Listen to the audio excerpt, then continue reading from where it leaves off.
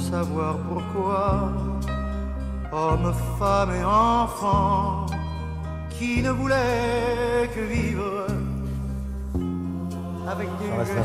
Évidemment. Pour vous accueillir, Frédéric Gersal, et pour parler de cette première journée aujourd'hui, 24 avril. Le 24 avril, donc date très importante qui va nous ramener à 2015. 1915. 1915, oui. Si je ne m'abuse, Non, qui est la date de la rafle des intellectuels, c'est ça? Voilà, des notables. C'est là que tout commence.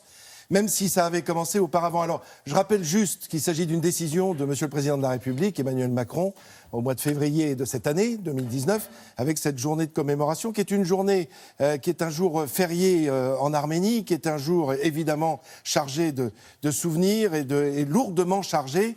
Et cette décision du Président de la République d'organiser cette journée de commémoration, qui aura lieu tous les ans, donc le 24 avril. Et en fin de journée, c'est Monsieur le Premier ministre qui ira rendre hommage à cette journée et surtout à ce massacre, ce génocide. Quand je dis hommage aux victimes, bien entendu, on comprend bien ce que je veux parler trop vite, mais c'est surtout un hommage à 1 500 000 personnes qui disparaissent en quelques mois, avec cette volonté politique. On est sous le règne de Mehmed V, pour vous donner quelques visages. Mehmed V qui dirige l'Empire ottoman.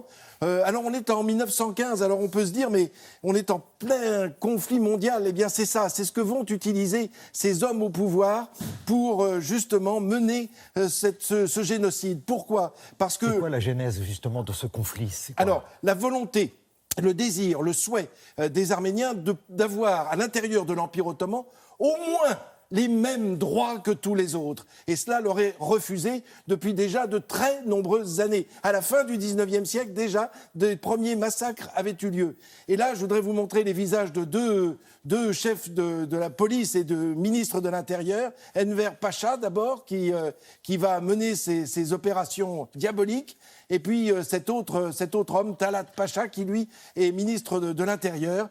Et ce sont ces hommes qui mènent ce combat avec évidemment cette lutte contre les même fratricides, ai-je envie de dire. Alors, les Arméniens sont des catholiques au sein d'un empire musulman. Mais ce n'est pas la seule raison, bien entendu. Il faut savoir que l'empire ottoman, en 1914, a décidé de rallier l'empire allemand. Donc il fait partie des empires centraux pendant cette guerre. Et la Russie voisine, où se trouve également une population arménienne, la Russie voisine est l'allié de la France et de l'Angleterre.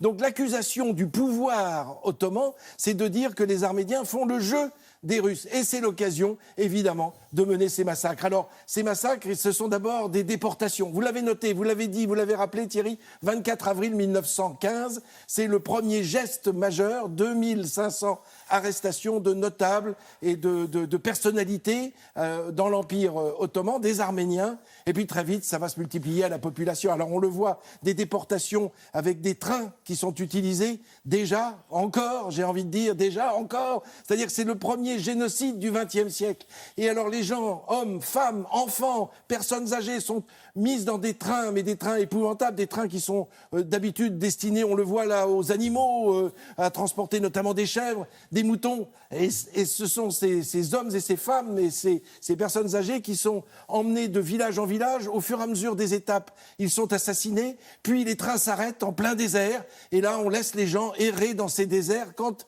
ils ne meurent pas de faim, ils meurent d'épuisement s'ils ne sont pas abattus par les forces ottomanes. Et puis il y a ces déportations dans des camps de concentration. Tout cela, on va mettre beaucoup trop de temps à le reconnaître. J'allais poser la question, mais qui réagit à ce moment-là ? Alors, on est en plein conflit mondial. Effectivement, les réactions... Alors, il y a des photos qui sont prises, il y a des témoins qui parlent, ne serait-ce que des ambassadeurs, des gens qui représentent des pays étrangers. Et tout cela figure, évidemment, dans les archives de la France, de l'Angleterre, du Vatican. Mais on va mettre des années à reconnaître officiellement ce génocide le premier, encore une fois, du XXe siècle. Et il va falloir attendre les années 80, 1987, si mes souvenirs sont bons. C'est l'Europe qui reconnaît l'existence de ce génocide. Et puis le président de la République, M. Jacques Chirac, qui en 2001 reconnaît très officiellement, au nom de la France, l'existence de ce génocide que l'on connaît et dont on parle déjà depuis fort longtemps. Donc cette journée de commémoration fait évidemment fait repenser à cette journée dramatique du 24 avril 1915, mais ça n'est pas la seule journée, vous l'avez bien compris, ça va durer jusqu'en 1916, 1917, et puis après la paix en 1918, beaucoup de traces vont disparaître, beaucoup de ces hommes que l'on a vus à l'image tout à l'heure, qui ont été à la tête de ce génocide, vont faire disparaître les preuves, tentant d'échapper peut-être à l'histoire, mais évidemment ils n'ont pas échappé à l'histoire.